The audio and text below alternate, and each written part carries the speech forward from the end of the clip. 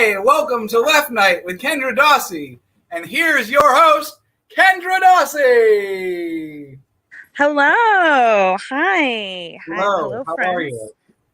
I'm doing well, Zach. As you can see, I am in lovely foresty Cape Cod. There's a car behind me. Oh, you're in Cape Cod. Yeah. Oh, wait. Oh, I thought I realized this is the first time I'm in like one place. So it's probably the clearest that you've heard me for a little bit, but I am in Cape Cod. Fun. How's Boston? How's Beantown? Just same as you left it. It hasn't changed one bit.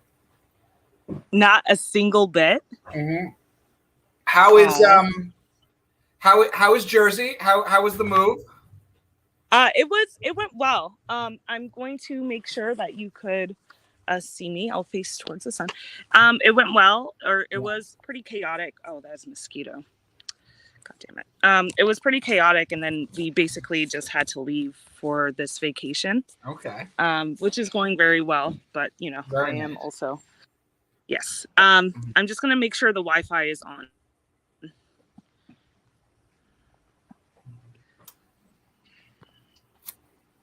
Do you think Kendra's Wi-Fi is going to be on? Let us know in the chat.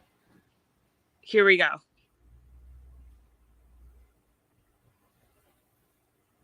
If you guessed no, you might have been right because they've just frozen up.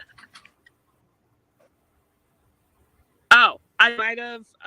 Am I still frozen? Nope, you're good now.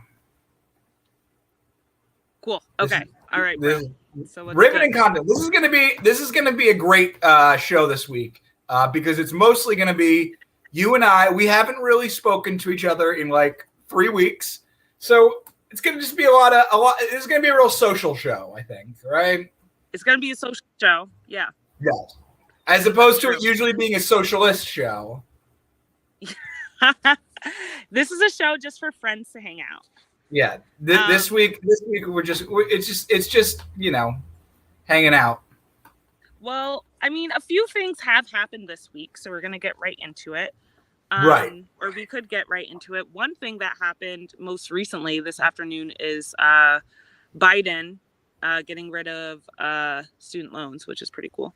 Or like not getting rid of like $10,000 of student loans. Right, $10,000 of student loan forgiveness.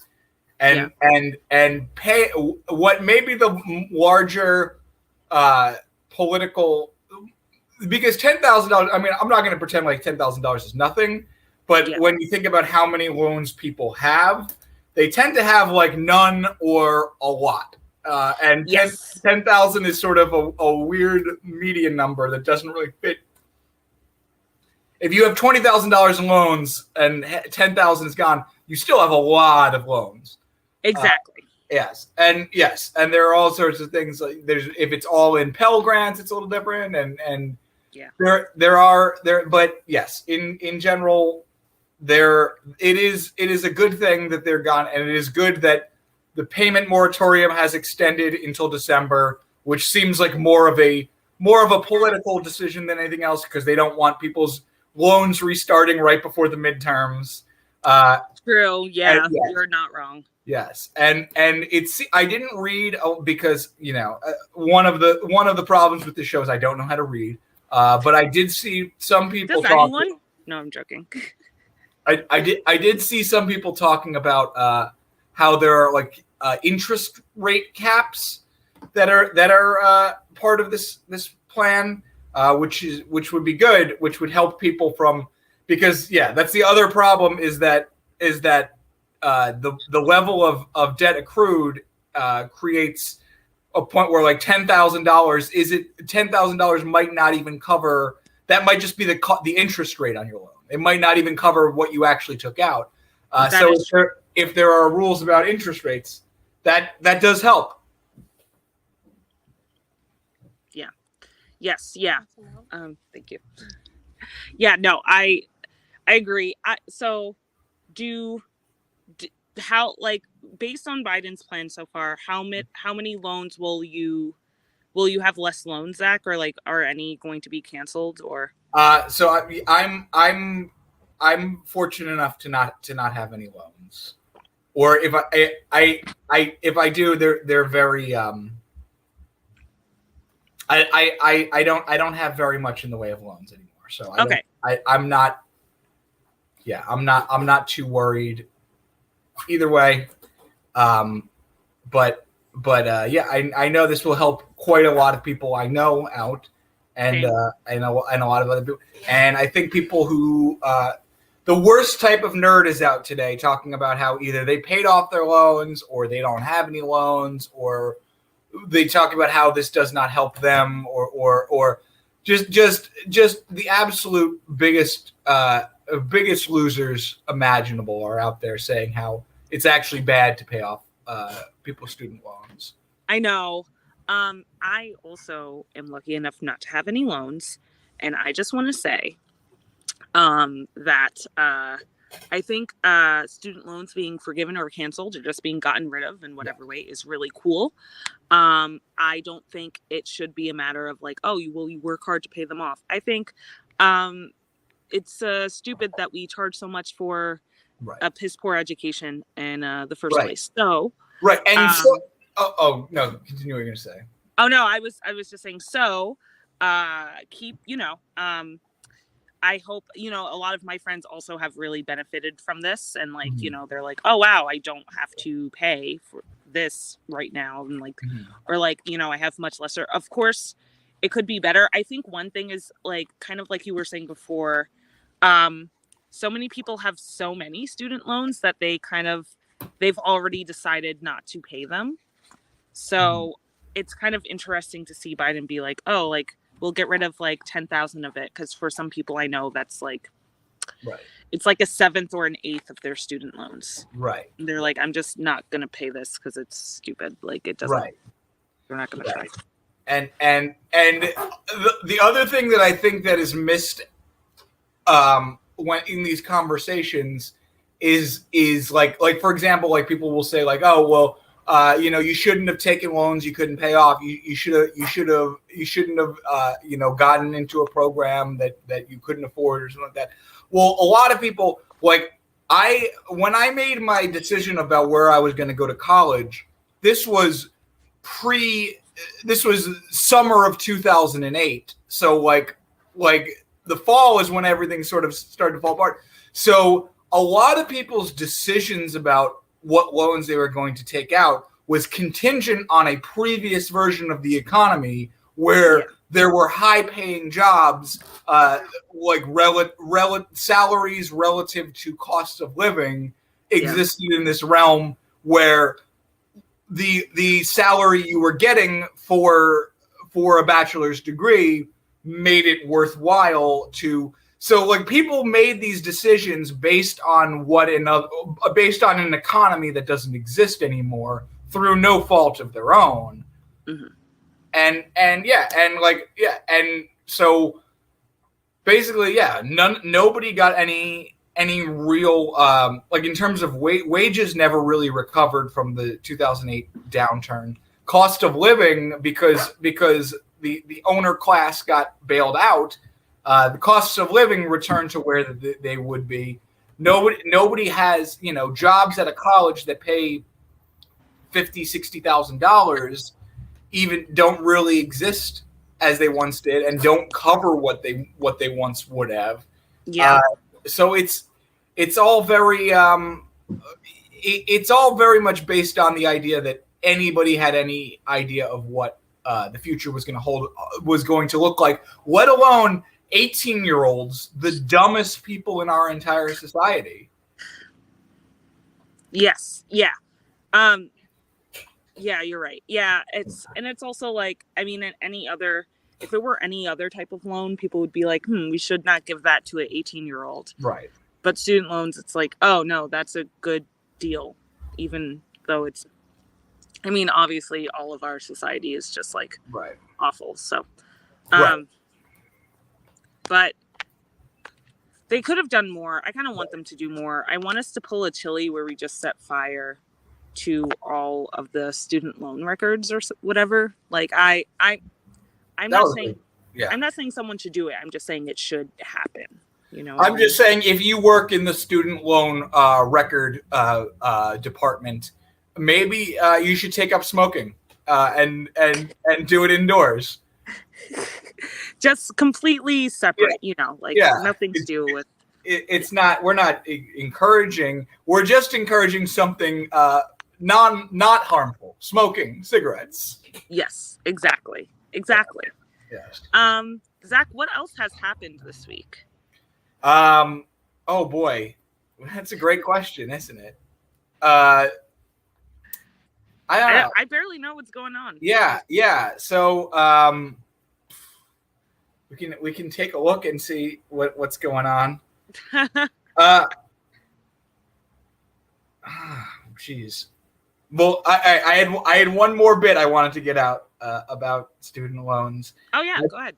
I do not believe that student loans should be canceled because I am sick of cancel culture. That's just a guy I made up. A guy who wants there to be more student loans because not canceled because. But I guess if you say student loans should be forgiven, that guy would be in favor of that. He just doesn't want them canceled. I do like the creation of this man, though. Yeah, the guy who hates cancel culture. Well, the tea is still not working. Definitely is not. We are in the midst of right when I moved out of Boston, we are in the midst of the Orange Line.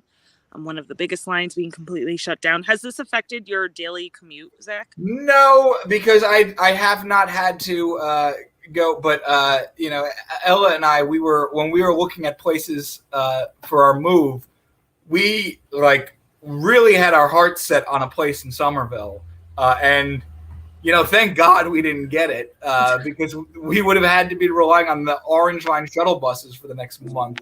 So sometimes sometimes you don't even know the blessings you're getting. Just being at the end of the beeline, which a year ago might have said, oh, that's like one of the toughest commutes possible, is now looking better and better just because it's not being shut down. Yes. Incredible. Yeah. Yeah. That is good. People have been talking to me about Jersey Transit, and I always say to them, okay, I understand if you I understand you think Jersey Transit is bad, but I am moving here from a place where the transit system was regularly on fire, and that changes my ideas. To be clear, NJ Transit is bad. Okay. But you're not on NJ Transit. You're on what's the one that goes to Jersey City? The Path? The Path. So the Path is technically different than NJ Transit. Okay. Yeah. But NJ Transit is kind of a nightmare. Is that what counts as NJ Transit? It's just the transit authority that serves most of the state. But because the Path is such a smaller line that is a very it's a very popular single line, I believe it has its own transit authority. Oh hell yeah! Yeah, bro. Okay, yes. That's good. Yeah. I was gonna fact check that, and then I realized I don't have to fact check. No. Whatever we say is real. Whatever we say, we will bend reality around whatever we say on this exactly on this show. So something we didn't talk about because we were gone for so long is Trump getting raided by the FBI. True. Yeah. That's hysterical. I also heard that he is allegedly going to represent himself. So that is not true. That oh, no, I wanted it to be. But the lawyers who are representing him are so inept that they forgot to include their name on the paperwork, which made it seem like he was representing himself. Yeah, that's yes. Yeah. Yeah, when I read that, my bullshit detector went off immediately because Trump does not seem like somebody who would ever want to do any work if he could pay someone else to do it. That's true. That's very true. Like immediately I was like, that doesn't seem. It doesn't seem like something he would want to do any sort of work about.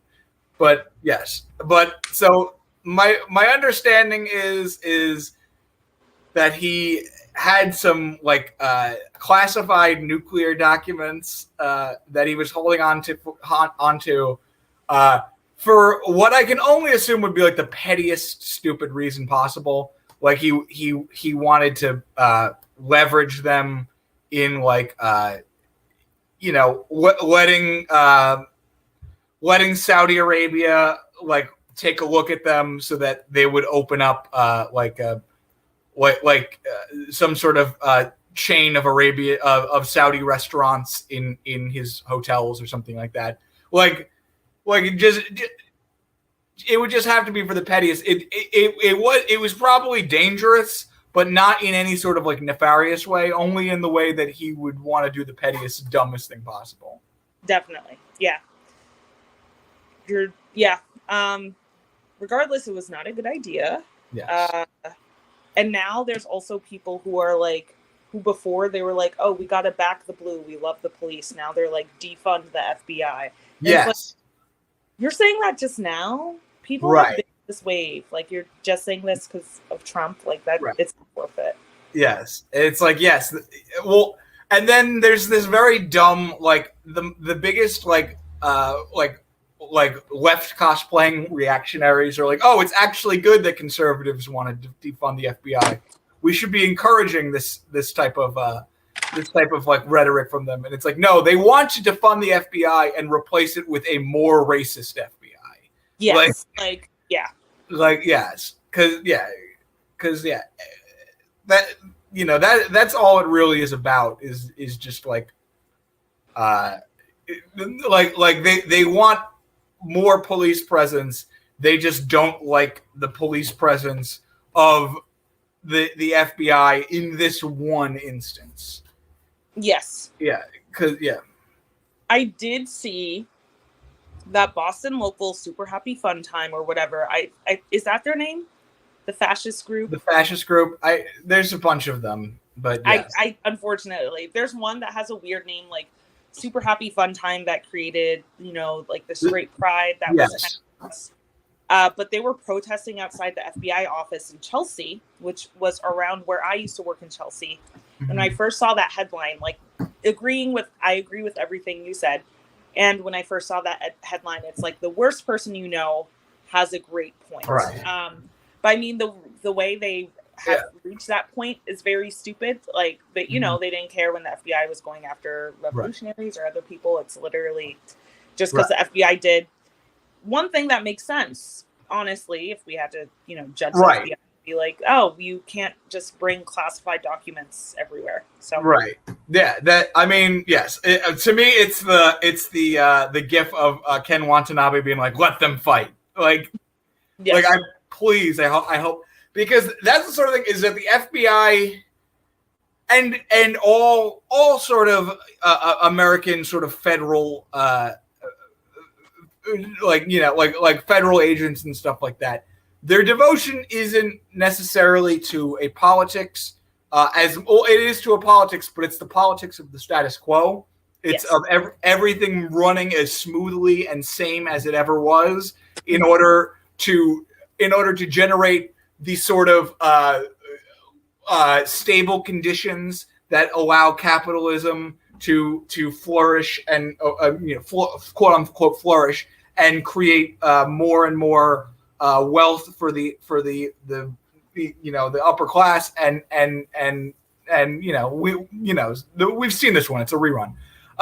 So like in this case, an example of that is making sure Trump does not have classified nuclear documents. That's not a devotion to pro-Trump or anti-Trump. It's a devotion to just smoothing out the edges on this horrible, horrible ride that we're on. Which is why if we ever That's why, like, people talk about like civil war in this country, and like if there was a civil war or whatever, the two real like armed factions in this country are a bunch of federal agents that have a like an insane devotion to keeping things as weird and hell like as possible with as little interruption as possible, and then like local militias and police forces with a devotion to making things more fascistic. Like there's no those would be if as things currently exist, those would be the two sides of any sort of like civil war. There would not be a side for you and I, and like I guess if you ask me which one, I would prefer things stay as stable as possible and not more fascistic. But I don't particularly like either of those options. Yeah. You are correct. Yes. All of this is true. Right. Which is why I think it's good that Biden is creating like 80,000 more IRS workers. I say we arm the IRS because that would be probably the most left-wing militia in the country. Wait, okay, here's one thing I don't understand because I know there's a lot of fake. There actually is a lot of misinformation around. Are they actually? They're not actually arming the IRS, right? Like, I don't think so. I mean, also, why would an accountant need a Glock? Like, I know people are mad at them, but like, yes, I don't know. Maybe there's like maybe there's like a wing of the IRS that seizes property, but I don't know. I don't know. But I think I say arm the IRS and while we're at it, arm the post office. While we're at it, like just get some like non-fascist ideologies that have government jobs to be packing. Oh well, I got a tan today. Anyway, sorry. No, I agree. Yeah, we should. I would like a postal service party. Just like, we need more services in the U.S. We need more consistent mail. Right. Yes. Yeah. Try to defund the post office now that they're strapped.